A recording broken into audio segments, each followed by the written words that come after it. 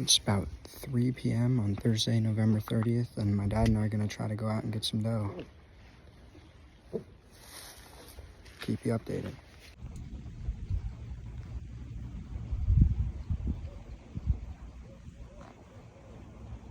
This is the view for today. Let's see if we can get on any dough. So this dough was the first dough to walk out, and I thought it was good enough size to shoot, so I was recording it like I was going to shoot it, and I zoomed in on it, but then I realized that there was more deer with it, so I wanted to see how big they were, and I let this deer walk away.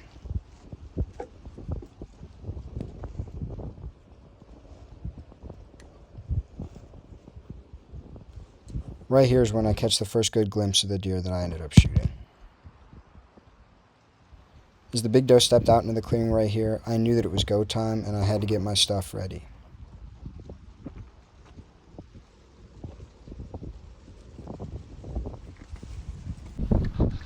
Right here is the footage of me getting ready to shoot the deer. You can see my phone propped up in the background, and the footage you're watching right now is on my GoPro.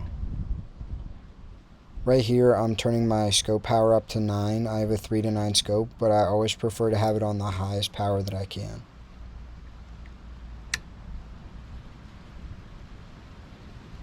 As I see that the cameras are ready, I knew that it was time to take the shot.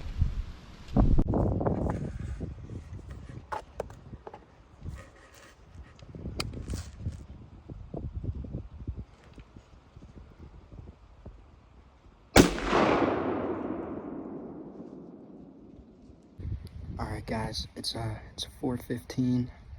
I just shot one, and I'm pretty confident in my shot.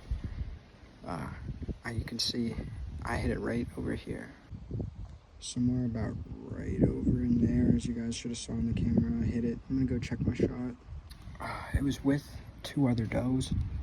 I actually thought one was bigger, the first one that came out. I was gonna shoot it, and then I was fiddling around with the camera, and when I shot walked out, and it was definitely a lot bigger. So I mean, I probably only had about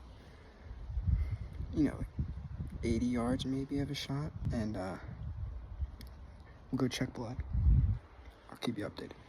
Just climbed down from the box stand that I was sitting in, and I'm gonna wait for Dad. He should be coming up that way. He was sitting, a couple hundred yards away from me, and I called him, told him what was going on, and yeah, next time you see me, we'll be looking for the shot. I actually didn't even use the blood on this deer to find it. I just knew where it went after I shot it, and I went back and took these pictures of the blood trail. I followed pretty consistent blood until I found it crossing a creek, in which I took this video. Alright guys, there's the stand. Shot her just right back in there. She ran right up and through here, and then down this little funnel, and then it's amazing, but I mean, from down to that creek and then up the other side, if I stood down in the creek where that deer ran, about right in there, I mean, that's from me to that bottom of that creek, that's probably about a good 5-foot distance. I mean, no wonder she didn't go far. Getting down is one thing, but then she got up at the other side of the bank, and then she still ran for a little bit. I mean, you could tell this is a big mature doe, but that's impressive. All right, guys, we followed blood for about, I don't know, 50 yards, 60 yards maybe, and we came in, found her all piled up. Looks like she tried to go up that hill right there, but just a wee tiny hill, but she couldn't make it up. After gutting it, I found out I clean heart shot, didn't hit either lungs, but I basically blew up the heart. It was a good shot, and it's a pretty sizable doe. This was the first picture we got right where we found it laying. After gutting it, we drug it back out close to where I shot it, and we got this picture. And finally, I got this last picture with the box in the background that I shot it from. This is one last photo I got of her at the butcher, but I wanted to add some bonus footage of a deer that I actually killed earlier this year in archery, my first ever archery deer. I took this footage the morning of November 2nd. I actually passed this doe in hopes of getting a bigger one later that night. Unfortunately, I didn't get to record much of this hunt, but I was out with my uncle, and we did get the shot on film.